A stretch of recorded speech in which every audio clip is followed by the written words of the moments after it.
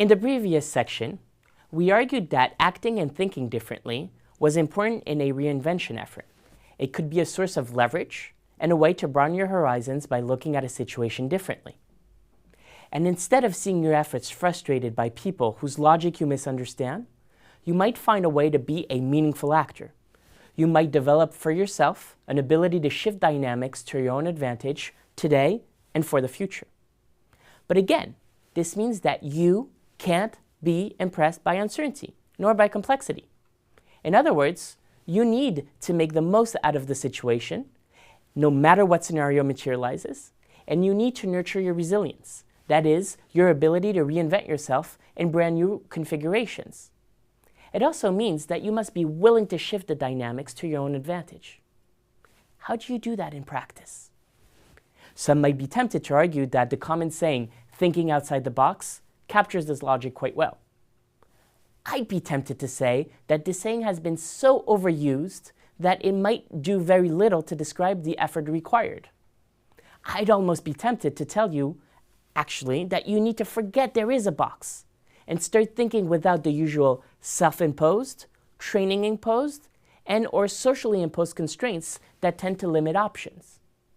In other words, acting and thinking differently often means breaking the rules. It might strike you as paradoxical or surprising to go to the Bible to understand concretely how you can break the rules. Yet, it seems that the famous tale of David and Goliath offers an interesting take on this. In this tale, the short underdog David wins a fight against the giant Goliath, an event that many have considered to be a divine miracle. Author Malcolm Gladwell offers an alternative take on this story.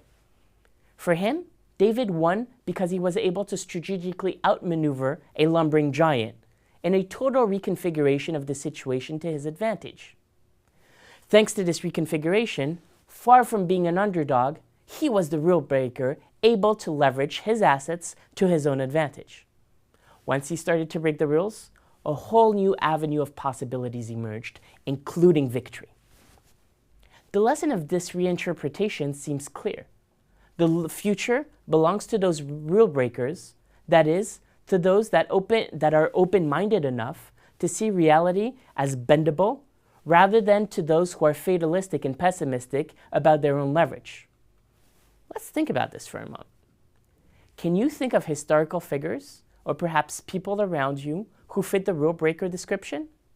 Pause this video and think about it. There are, of course, plenty of suitable answers.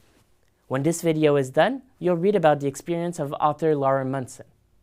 Here's the gist of the story, which in fact touches really on the timeless issue of the relationship between two individuals, and in particular two spouses.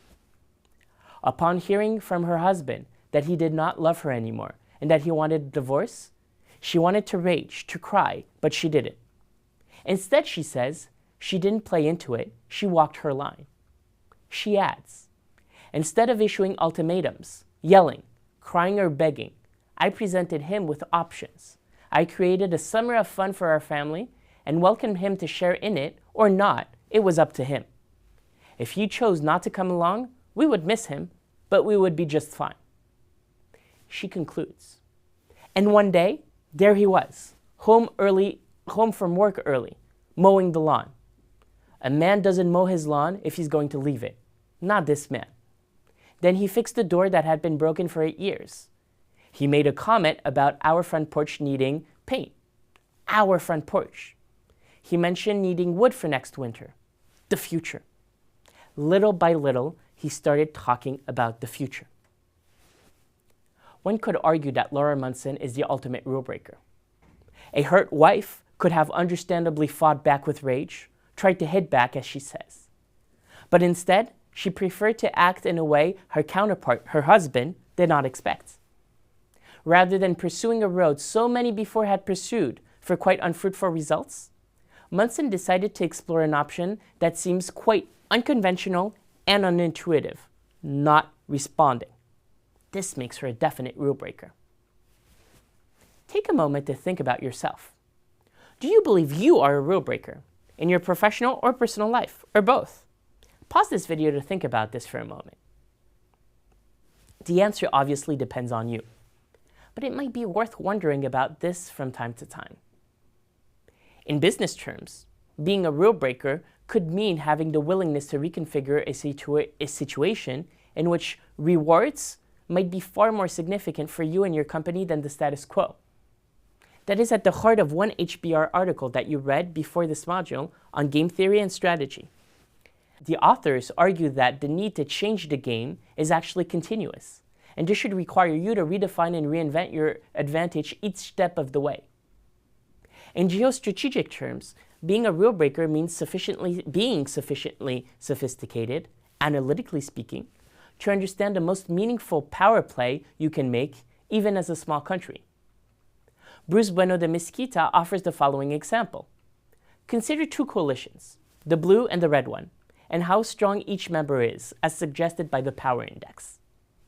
It is straightforward that A in the blue coalition and D in the red coalition are the most powerful partners of each coalition, and that the blue coalition is the strongest one overall. But what if a second indicator comes into play, namely ideology? That is to say that some are bluer than others and some are redder than others. Here are the same partners with the same power index, but now also ranked according to how adherent they are to ideology. A is the strongest believer in the blue ideology, far more so than C, and D is the strongest believer in the red ideology, far more so than F. Who could be the partner with the most leverage now? Partners A and D, as before? Partner B, to a lesser extent E? Partner C? Or none of the above? If you chose answer C, then your intuition is correct. Here's the reasoning. C might seem relatively weak, but it can always decide to switch coalitions. It is not far from the red ideology after all, making that red coalition stronger than the blue. In other words, C is the swing vote. Bruce Bueno de Mesquita has used this example to explain France's position during the Cold War, for instance. In particular, this is why President Charles de Gaulle of France, a country that was relatively small and weak compared to the United States and to the Soviet Union, was able to order France's withdrawal from NATO's military integrated command without suffering any retaliation from the United States.